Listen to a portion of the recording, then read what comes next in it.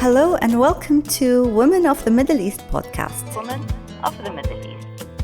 This podcast relates the realities of Arab women and their rich and diverse experiences. It aims to present the multiplicity of their voices and wishes to break overdue cultural stereotypes about women of the Middle East. My name is Diana Moukalled. I'm a feminist, scholar, and educator. This is Women of the Middle East podcast. This is Season 4, Women Voices Across Genres, where I will be speaking to women producing feminist content across different genres and outlets. These courageous voices delve into untapped areas such as women with disability, hybrid identities, intergenerational trauma, feminist narrative and activism, and much, much more. I'm your host, Diana Moukalled, contributing to creating a new narrative about us by us. This is Women of the Middle East podcast. Hello and welcome to a Women of the Middle East podcast. In this episode, I'm talking to Diana Moukalled, who is a renowned Lebanese journalist, feminist, and documentary producer and maker with almost 30 years of experience in the media industry. Diana is also one of the leading female war correspondents in the Arab world, as her war coverage included Lebanon, Afghanistan, Iraq, and Yemen. Diana, lovely to have you. Thank you so much. I'm very pleased to be with you. Thank you. And congratulations on your recent award, the laureate of one IFRA, Women in News Editorial Leadership Award of 2022 for the Arab region. Tell me, what does this award mean to you? I was happy to receive the award. I mean, at the end, it's a recognition not only for me, for what women have been doing in the East and the region. It's not an easy path for you to be a woman. It's more complicated if you want to be a war correspondent or a journalist or in a leading role in journalism. So this recognition is I'm happy with it, and I think lots of women deserve something like these awards in the region. We have good talents, we have strong women trying to make change in journalism and on all other fields. So I'm happy to have it. Mabruk, wallahi, well deserved. Let's talk about women in media, talking about how difficult it is for women. One of the many findings of my book, Arab Women in Arab News, that was published in 2012, is the absence of women in hard news in the Arab media. Why are women still absent or made absent in hard news in the media? And not just in reporting the news, but also in being depicted in the news. What do you think? Well, when you look at the women presence in general, you will find that women are not that active in the public field as much as they should. They are half and sometimes more in the society, but restrictions that they are facing, whether social or laws or practices, women are being discriminated against. And when a woman is not being treated equal within her core family, it's hard for a woman to be active and public and strong in the public field. So I think the core issue why we don't have enough or good women representation in several fields, including journalism, is the fact that women are struggling to achieve themselves. First, they have to struggle within their families, within their studies, within the law, within so many obstacles that are being faced with. And then we are asking why they are not visible enough. Because they face lots of challenges their men counterparts don't face. When it comes to journalism, it's a field where it is expected from a woman or a journalist in general, man or a woman, to be active, to go on field, to go sometimes to dangerous places, to take decisions that are tough sometimes. So you are in a very tough position, and this requires ability and freedom. I remember when I started that many young female journalists couldn't really travel to cover war zones. First of all, their close circles, their families wouldn't accept for them to travel. Sometimes they have a family influence that wouldn't enable them to travel and do what they believe that they should do.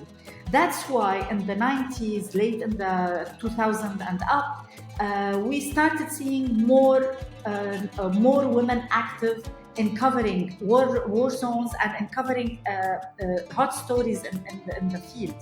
And when you look at the Arab revolutions and what started after Arab revolutions, we started seeing women more visible. So to me, we have an issue that we need to face, which is status laws, which is social behavior against regarding women, which is discriminatory. And once you are discriminated against, you will be forced to face lots of obstacles to achieve yourself. Journalism and the field of journalism is just one part of other misrepresented fields where women are not well active and present. So to me, journalism is a field that needs more women, and we have lots of active young journalists, female journalists. But if you look up in the hierarchy in the top positions in editorial leadership, you still don't find lots of women active in that field. It's not because we lack the talents, it's because we still male-dominated societies. That is a major obstacle facing women in general. Definitely.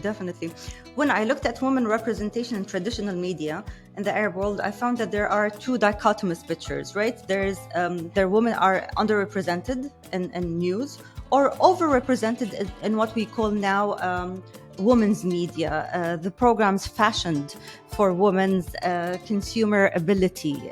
We talk about fashion, we talk about makeup, as if we cannot be more than that, right? What's your take on that? This is very true and unfortunate at the same time. Again, women have been cornered in being beautiful. And of course they have, it's up to them. If I want to look good, it's up to me. But I don't want to be treated always as such. I remember when I graduated from the university, when I applied for my first job in 1991, I was very much taken by how I look on camera, rather than what I should do with the camera, what kind of story I should be working on. Because it was incorporated within our culture and tradition. Women should be pretty. If you have a good look, then you can be on television. It's always associated that if you want to be in the public, you have to be pretty, you have to look good, you have to take care of your look. I'm not saying that we shouldn't take care of how we look, but it's different. The interpretation is different. With the consumerism, with everything that's around us, women and young women have been pushed to be just pretty face. And unfortunately, if you look at the mainstream media in the Arab world, they cherish this. They enhance the looks over the content. Again, I'm not against having a good look. I'm just saying that it took a lot of attention on the expense of content, on the expense of real journalism. And that applies for men as well. The same what you have spoken about, you can see among young male presenters or journalists. So it is affecting both, but it is affecting women more because women always in the society have been cornered as being the nice wife, the lovely daughter, the one who should be good looking and taking care of the others. So the same thing is being implemented also in journalism. And that's why we do see this phenomena affecting both men and women with the TikTokers, with the influencers on social media. And that is being used by authorities sometimes to divert attention from the main problems that each society and each country face with being consumed by influence and looks and those type of things. Yeah, it's really interesting how looks and age works against us. Let me share this with you. I finished my master's in the UK at a very young age, and then I applied for my PhD at the age of 21. And I remember the first supervisor, and we're talking about the UK, London. So the first supervisor, who was actually of an Arab origin, looked at me and said, "Aren't you too young to work on your PhD? Why don't you go back home and get married?" So I was young, to venture into academia and PhD and research, but not young to get married and have children. And age plays a huge role, whether you're too old to do something or you're too young to do something. Absolutely, especially in this part of the world. I mean, I always get this when I'm active on social media. I try to express my ideas, my beliefs when I talk about topics related to current situation. And I always get, when I get criticized, not sometimes because of what I say, but lots of comments come to my age. You're old, you're ugly, you shouldn't be speaking because you're too old. And this is something that is being used against lots of women in the public sphere. And I have to give an example that is dear to my heart, and it hurts a lot. I don't know if you remember my dear friend Najwa Qasim, who used to be a very famous presenter. We met, we worked together in Future Television, and then she moved to Al Arabiya in Dubai. And I remember very, very well, she passed away a couple of years ago due to a heart attack. But before that, there was a direct attack against her because she was a very professional presenter and journalist.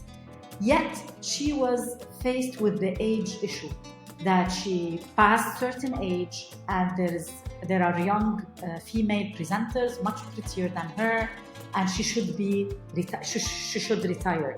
Whereas she was still in the height of her performance. I mean, if you look at, in general, in the outside world, you will still see men and women who are advanced in their age, but still present in the screen. This is unfortunate. It's still happening. We still don't believe that age is an experience, is knowledge, is opening the way for young talents. We treat age as something negative, not as an experienced talent that we need to cherish and benefit from. It's not happening only in our region. I have to say, there's a presenter in BBC suing BBC because she claims that she was not treated fairly in terms of salary and as a broadcaster. Mm-hmm. So it is there, but here in the region, because of our limitations within society, within discriminatory laws, we find it a much bigger burden on us as women and as women journalists. Definitely, and it feeds into this sexism and patriarchy because I'm not in media, I'm an academic. But, you know, in one of the campaigns against me as a feminist, I heard that. I heard, aren't you too old to be talking about women's rights and all that? And they tried to hit me age-wise, although as an academic, in my 40s, I would be more wiser, mature, right? But they do shame you in any way possible.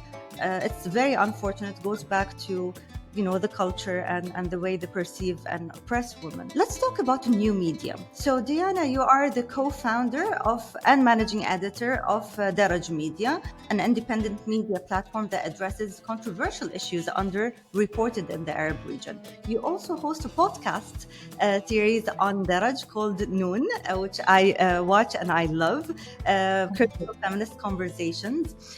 Is this an abandonment of traditional media? What caused this shift? It's frustration from traditional media. You know very well that we live in a region that is troubled by so many revolutions and uprisings. Since 2011, there has been a wave of unrests that caused lots of injustices. We've seen autocratic regime having larger grip upon mainstream media. So the space for independent voices, for progressive voices, for women voices have been limited or controlled by regimes and those who are in authority. We have experienced that across the region. I would like to speak about myself. Before the Arab Spring, before the Arab revolutions, my motto within media, I worked in a mainstream media. I used to cover the stories I can cover properly and without any censorship. The stories that I feel that there will be a kind of limitations due to political reasons, I try to avoid.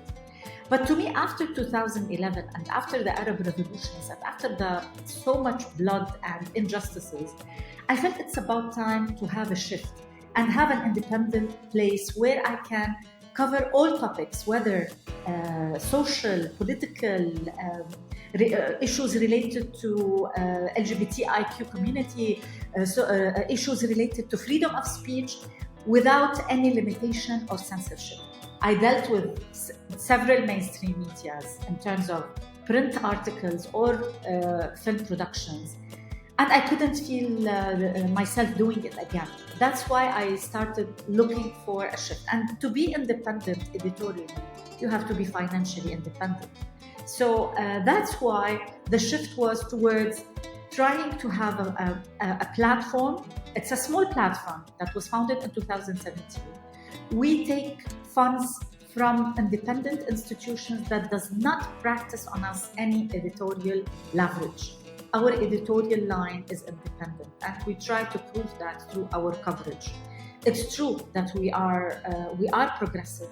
We want to push boundaries when it comes to women's rights, when it comes to everybody's right in the region, without compromising that. And this is why we look carefully at the source of our funding. And this is why we try to thrive by improving our business model to be able to sustain our funding and our financial independence, to maintain our editorial independence.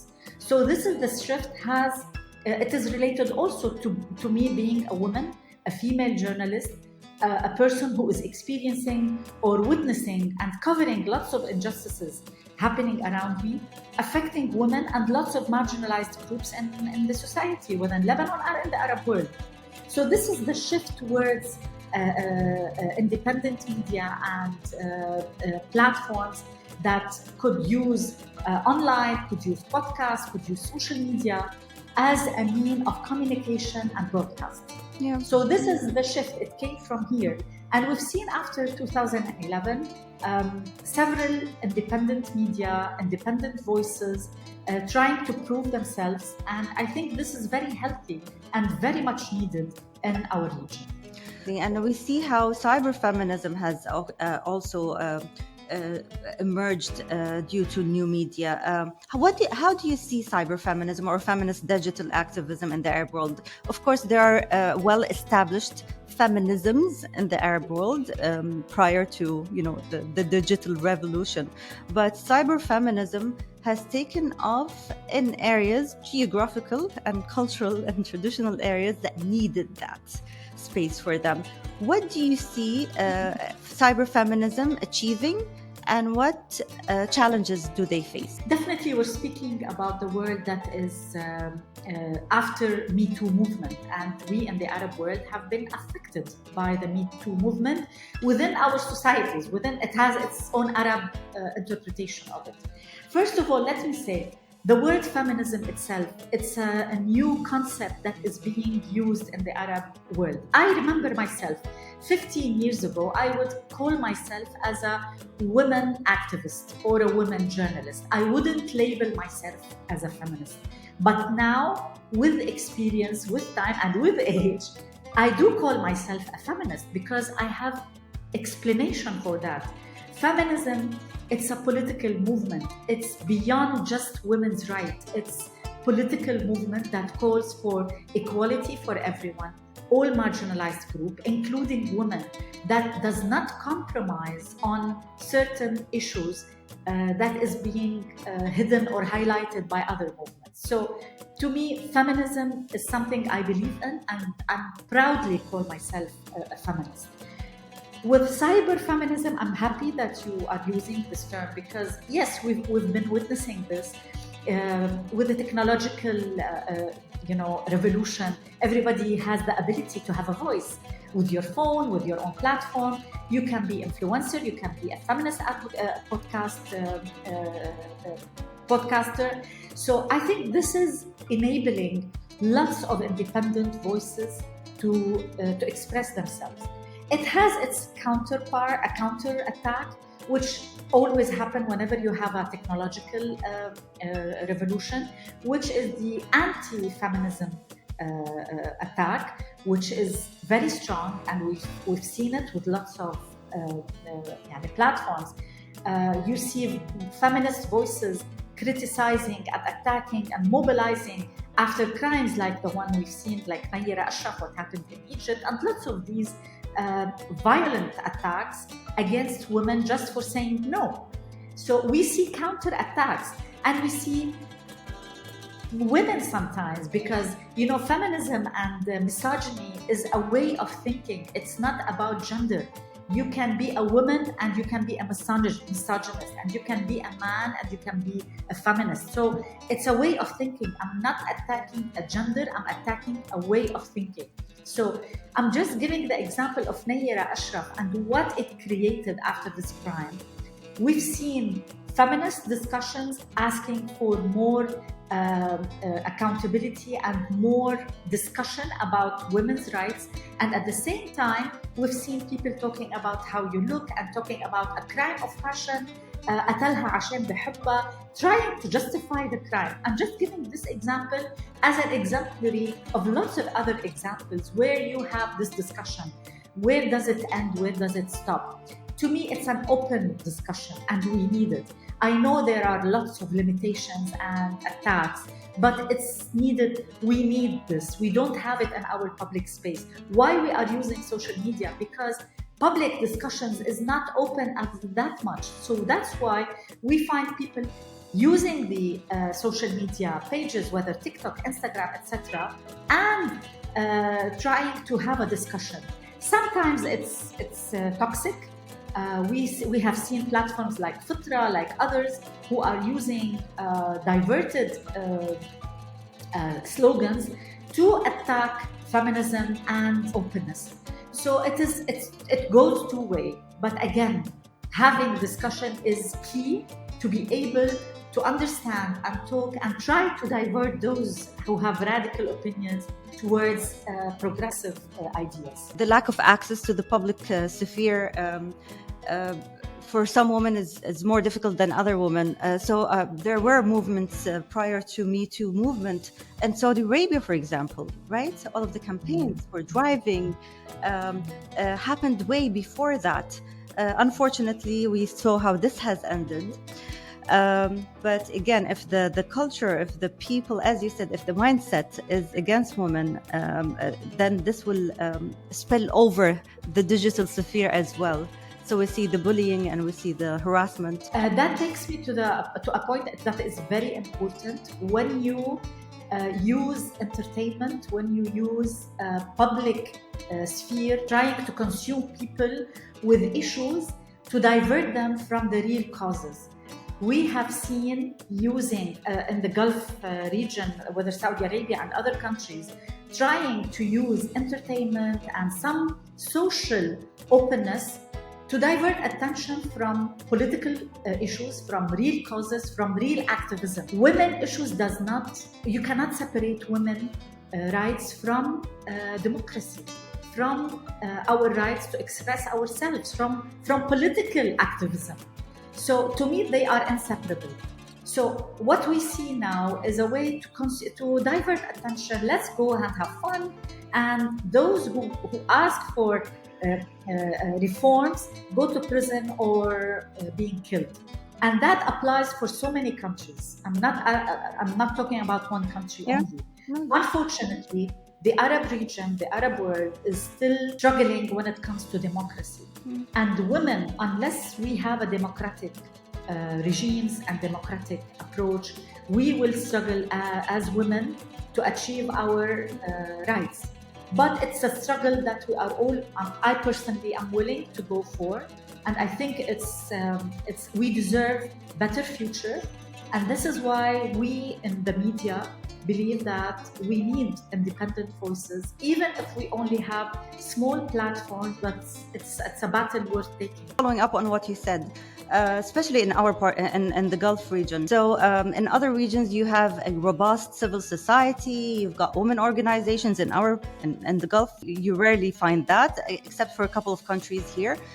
So you would see state feminism, tokenism, a state feminism that polishes certain women for the outside world to see and say, oh, wow, look at them. They're doing very well in terms of women's rights. That's true. Okay, let's talk about language. So you are creating new content through your podcast. one that is relevant to women in the region, and using the language of, the native language of, or the first language of these women, defying claims that the Arabic language cannot carry feminist dialogues and feminist content because it lacks the concepts and the equivalence and meanings. مثل, like gender, for example, we don't have an equivalent for gender. What's your take on that? This is very important. What you're creating should be taught in women's studies programs in the region. Thank you very much. Definitely, it was a strategic decision when we decided to launch Daraj, or when we decided to launch the platform, that we are addressing Arab speakers. We want to speak in Arabic, بالعربي. We have a beautiful language. We have millions of Arab speakers who are not well served. The Arab content on the internet is minor compared to others in English or other languages. We have a huge, we have millions of Arabs who are not well served in Arabic. So we believe that there is a space and there's a need. So that's why improving and developing what we believe in terms of journalism, writing, the podcast, everything in Arabic is key to us, because you will find lots of intellectuals, feminists addressing Arab speakers, but those who speak English. To us, it's the other way around. I want my content or our content to reach those who are forgotten in the suburbs, who can only have access to their phones and maybe have the chance to see one of our videos or one of our interviews, and maybe read some of our articles within social media sharings. We want to reach them in Arabic. And with the financial crisis that many Arab countries are going through, so we want to address the misfortunate and not only the privileged ones. We want to reach also Arabs, English-speaking categories, and we are trying to work on the infrastructure of our English website. But to us, it was strategic. We want to reach out to Arab speakers and who are not fortunate enough to speak second or third language. And also, we want to be part of the discussion in Arabic and have advanced vocabulary in Arabic, progressive language, progressive approach in Arabic, not only in English, trying to Arabize the language, trying to Arabize the concept. And trust me, sometimes it's challenging, because if you look at the vocabulary in Arabic, it's against you as a woman. We refuse to use sometimes certain words. It's a daily discussion in the newsroom, because certain words are really against you. We don't use the word anis. We refuse to use it. We use تأخر سن الزواج. And sometimes we have to go through this discussion with our journalists, both men and women. This word anis is full of meaning. It's against women. Sometimes I use Google Translate for quick, if you have an article and I want to use Google Translate and I edit it afterwards. Sometimes we do that. And I look sometimes even at the translate, the way that the Google language translation is being used, sometimes it's used word that it shouldn't be used. It has lots of discriminatory inclination. So, and unfortunately, it's not like other languages where you have laboratories, where you have scholars meeting and adding new words. You have the Oxford Dictionary every year adding new words, interpreting it from a feminist perspective. This kind of discussion is not visible, is not there in Arabic. So why we are using Arabic? Because it's our language, we love it, and it's a rich language, and we believe that Arab audience deserve to have better content in Arabic. So if we can help in some of that content, then we believe this is our mission. And it's a very noble mission, because I used to think this way too. But I am now, I believe now that Arabic is a wonderful language. It's the culture embedded in it. Because, a word is a word, right? It's what you make of the word. So I wouldn't accept any invitation for an interview in Arabic unless they present me as Al-Amida Al-Muassisa. You know, I'm a founding dean, okay? And they need to feminize it in Arabic. You know, sometimes the TV, the newspapers, it's like, this is unheard of. I'm like, then you won't have me.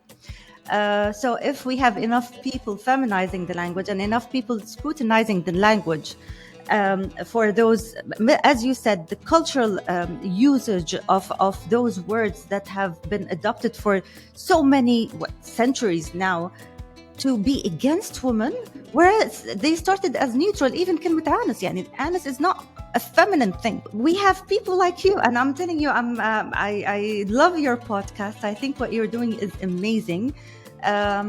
Thank you so much. I'm very happy to hear that. And we need to work on. And I'm happy that you insist on using Al-Amida, because I see lots of women using النائب أو الوزير. Why? أو رئيس مؤسس. Why? We have to feminize it. Definitely, I agree with you. Yep. Okay, Diana, let's speak about Lebanese women. So Lebanese women benefit from a very strong and robust civil society, but they're disadvantaged by multiple factors like lack of government, sectarianism, and other factors, of course. During the October Revolution, we witnessed women reclaiming public spaces and at the front lines of the protest movements, fearlessly demanding a change in the political status quo. They used their platform to address the marginalization they have experienced for so long. Yet Lebanese women's rights remain stifled.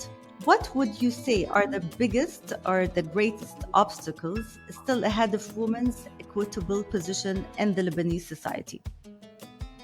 Thank you so much. Yes, I was in the streets in the protest of 2019. I was very happy to see young women being very visible and bold and chanting for their rights. And that was seen by the world actually at that time. It's true, we have active women in civil society and in society in general.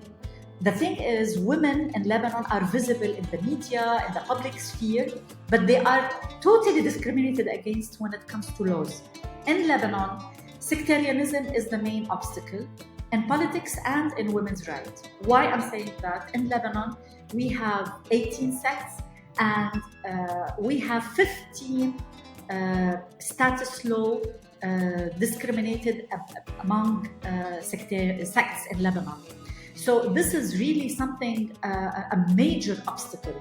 And it's being cherished by religious figures and by many politicians and leaders as a way to maintain the diverse fabric of the Lebanese society. It's a big lie that if we get rid of our sectarianism, then we will lose our fabric. That is not true.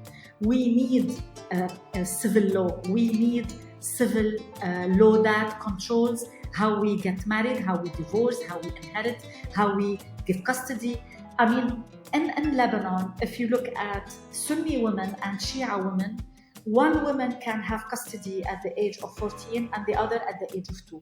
What's the difference between them biologically? They are two women. They are discriminated against.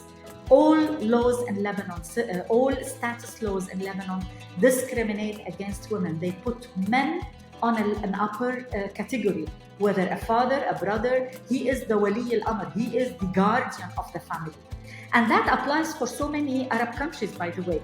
So this is a key issue in struggling that we need to achieve to be able to have better positioning in society. We really need to start with our status laws. Because again, when I said it in the beginning of my interview, if you are discriminated against in your family, it will be hard for you to go out to society and be strong and independent. And we've seen it in elections. I remember in elections of 2018, a study was made on female candidates and what type of troubles and difficulties they have faced. Many of them have campaigned and have run for elections against the will of their spouses or their families. Yeah. And they faced lots of difficulties, and sometimes their families stood against them. And it was a major obstacle for them. So What about other women who couldn't run for elections because they didn't find the support they needed? So this is just one example. Yeah. To me, Lebanese women are strong and visible because we have an open society. Okay, I know that Lebanon has lots of difficulties and issues. Women issues is one of them, but at the same time, the level of openness, relatively, I'm not saying it's ideal, and the democratic system, which is not perfect at the same time, but the type of society we have enabled women to be visible, but they are not treated equally. And if you look at the political representation in Lebanon, it's one of the lowest in the world. And the major obstacle, from my perspective, is the sectarian fabric and the sectarian laws that govern our lives and our politics in Lebanon. I'm just like you. It took me so long to be able to internalize what feminism means to me and call myself a feminist. And I'm a very proud feminist as well. And you talked about the counter, of course, narrative that people are using now against feminists in the Arab world. Having certain agendas, westernized, against family values, against religion, culture, and all that. What would you say? Yeah, would you even dignify it with a response? As an academic, I would say, I know myself. I people are going to see what my accomplishments, but I think we are at a stage that we need to find a counter narrative as well. We need to sit down and agree on the main guidelines for all of us to follow when we are faced with such an accusation. What do you think? First of all, let's start with the westernized approach about feminism in the Arab world. If I look at the region, whenever we have a crisis, whether for women, men, refugees, etc., we see people tend to leave and go to Europe and America. They tend to go to Western countries, even the conservative ones. Why? Because there is a functioning society over there.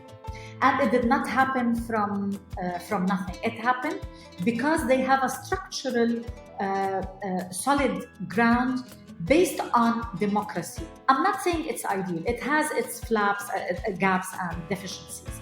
But you have societies that have maintained at least the minimum, the basics that every person needs, men and women and refugee or whomever. Again, we can criticize the West a lot, but I'm talking from my point of view. When women are being discriminated against, we have seen lots of cases among Syrian refugees going to Germany, women asking for divorce the moment they reach Germany because they have been either subject to violence or any kind of mistreatment. And they are conservatives and they are with scars, they are veiled. I'm not saying that they have left their culture, but they want minimum dignity, minimum basic rights. And they manage to achieve it in a functional system, in a democracy. So asking for democracy is for the benefit of everyone. And here, if you look at the hypocrisy of our regimes, I will speak about Lebanon. I'm sure you will find resonating examples in the Gulf. In Lebanon, and we didn't so far, women issues and women's rights are in the core of any advanced society. And unless we achieve that, we will be stuck as we are. If you look at any troubled country, in Syria, Iraq, if you look at the wars and refugee issues, and if you look at the atrocities committed against the Yazidis, I mean, this wouldn't have been recognized without us approving and reading our text, our culture, and trying to move on. If we keep hiding, then we will not achieve. Yeah, we will not achieve, unfortunately. And unfortunately, because women are not a part of this conversation when it comes to the sacred text, whether it's in Islam and Christianity or in any other religion. I love the Islamic feminism movement, that the original one that started with the feminist interpretation of the Quran. Now, this is a conversation that is valid in some contexts. We, as you said, we need to talk about Islam, how it was, how it became, and let's talk about the history and how all of those things evolved through the history. We have a history that is absent, that has been erased. okay, of all of those, what they try to take us to, back to 1,500 years ago, but has evolved through that history that we don't know about because we haven't studied history. Our history as women in Islam has been erased too. We're banned. We're banned from studying it. The issue is that we are not allowed to have this open discussion. And I agree with you. Sorry for the interruption, but I agree with you fully. We need to have women on the table of these kind of discussions. Yep, agree. The conversation is amazing. I just don't want to stop. But you're going to leave us with many things and ideas to reflect on. But I'm also keen to hear one final statement from you that would inject some hope among all of the feminist activists in the region. Tell me something. Look, I'm dealing with a very serious topic, but I am hopeful. Otherwise, I would have left. I mean, what gives me hope is the voices and the people that I meet on a daily basis. No, I mean, I cannot live without hope. The hope of a better future. I do see lots of promising voices around us. I know it's a long path. I'm not gonna lie to you and say tomorrow everything will be fine. No, it will not be fine tomorrow. But the journey itself is worth taking. I love the journey itself and the people that it's enabling me to meet and talk to and benefit from during this journey. We have lots of people who have nice stories to tell, and during this journey this is what matters. When you talk about age, you talk about journeys and experiences. So I don't want to miss this journey, even if it's agonizing sometimes, tearful sometimes, but it's also has its laughs and hopes and jokes sometimes. It's never one way, it's never one side. Even in the dark, you will find echoes of laughs and joys. And thank you for being a part of our journey as well. It was a pleasure having you on Women of the Middle East podcast. Thank you so much, Amal. I enjoyed talking to you and I hope we meet soon. Inshallah, it was such a pleasure. Thank you for listening and watching. To stay up to date with Women of the Middle East podcast, you can subscribe and don't forget to rate us.